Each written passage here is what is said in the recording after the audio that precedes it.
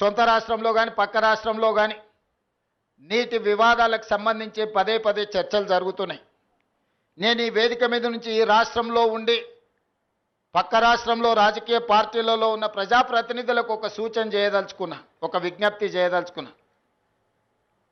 మీకు పంచాయతీలు కావాలన్నా నీళ్లు కావాలన్నా అని ఎవరైనా నన్ను అడిగితే తెలంగాణ రాష్ట్రానికి నీళ్లు కావాలని నేను కోరుకుంటా.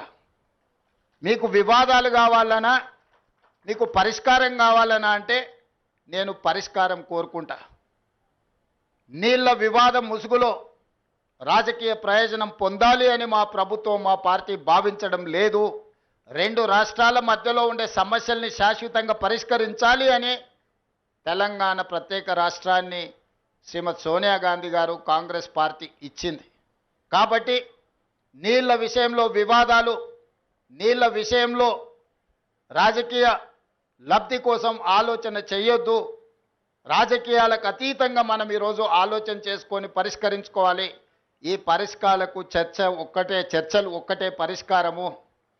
న్యాయస్థానాల దగ్గరనో ఇతరుల దగ్గర పోయి పంచాయతీ తెంచుకునే కంటే మనమే కూర్చొని మన సమస్యల్ని సామరస్యపూర్వకంగా పరిష్కరించుకోవాలనేదే మా విధానము.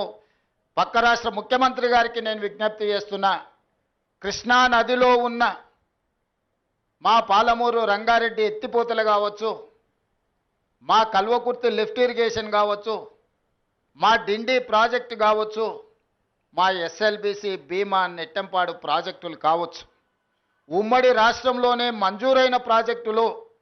వీటి అనుమతులకు మీరు అడ్డంకి పెట్టకండి. వీటి అనుమతులకు మాకు సహకరించండి.